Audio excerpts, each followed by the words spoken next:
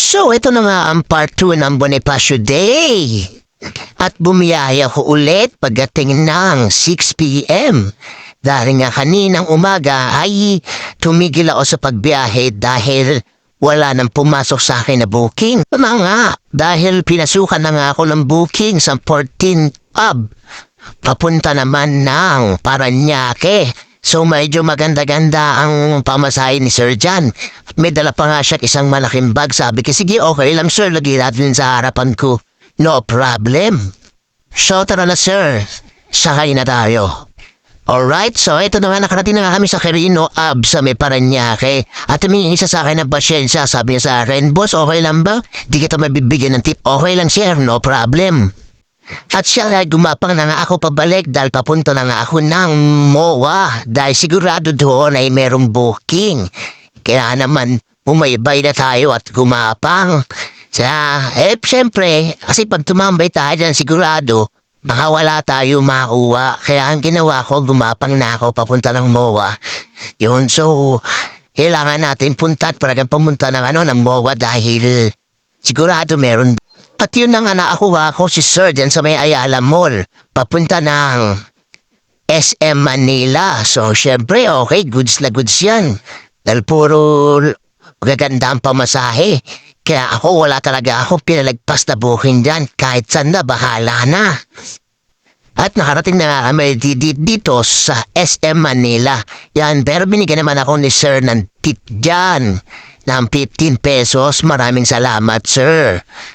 Pagpalain ka ng Panginoon lagi at mabuhay ka. At syempre, tamambay muna ako sa sa mga kapwa natin. Shoutout sa iyo, Joyride. At isang kapwa ko, ang class na maghapon talaga siya. Nakaka-15 na daw siya. Sabi ko, ay good siya. Naghahatala siya ng pauwi. Alright. At yan naman nakakuha ko ng booking na sa may Park and Go sa may Loton. Going to Lacson Avenue. Yeah. Alright, so maganda-ganda ang flow natin ngayon mga ulot dahil medyo hindi matagal maghintay. Alright, so maya-maya nga nakarating na kami sa may Lacson, dyan sa may condominium corner ng dapitan yan mga akulot. Yan sa condo si Sir eh. Yan, alright. So, syempre, kailangan maging mabait tayo sa CS natin kaya bigyan naman tayo ng konting tip. Si Sir ay may pasobrang 5 pesos dyan kaya tuwan-tuwa na rin naman ako. At ayan, pinasukan na naman tayo ng booking. Yan, biyaya Gcash. 50 pesos lang yan. Si Sir ang binayad yan. Hindi ko na nakuha na rin yung video. So after niyan, nakakuha naman tayo ng booking dito malapit sa Legarda. Yan si Ma'am. May dala siya kasing gamit kaya nilagay natin sa box. At yung backpack niya, inilagay ko na lang sa harapan. Sabi ko, ma'am, may tiwala ka ba ako na magdadala? Yan, tara ma'am, sakay na nga, sakay ka na. Let's go! At maya-maya nga nakarating na tayo sa drop-off niya.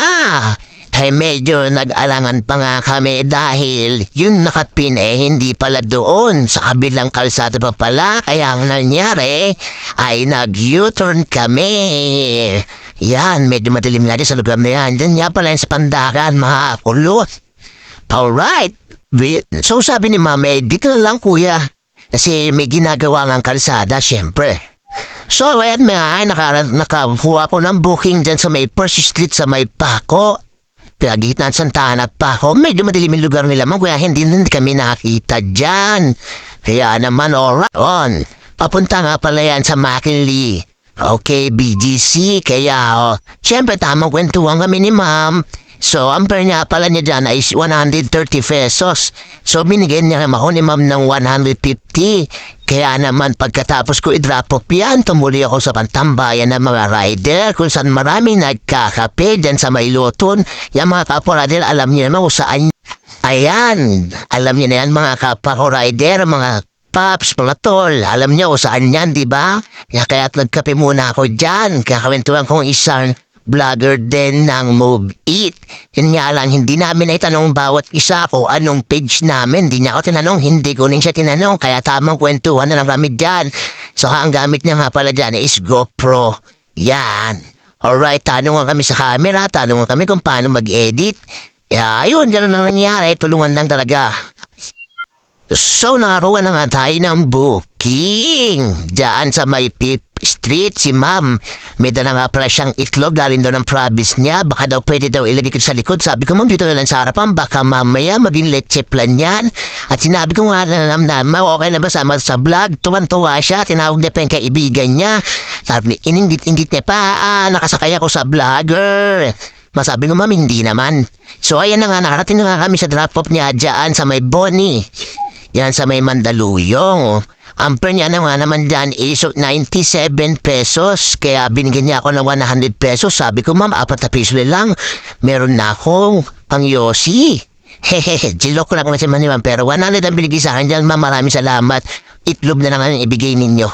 After ko i-drop off si ma'am, gumapang na ako papuntang QC dahil gusto ko na rin umuwi. Dahil gusto ko na rin makita yung mga anak ko. Kaya hanggat nakahabot na ako ng E. Rodriguez, wala pa rin pumapasok. Kaya ang ginawa ko, pinatay ko na yung apps ko. Ayan, alright. Hanggang dito na lang mga kulot. See you next vlog. Maraming salamat.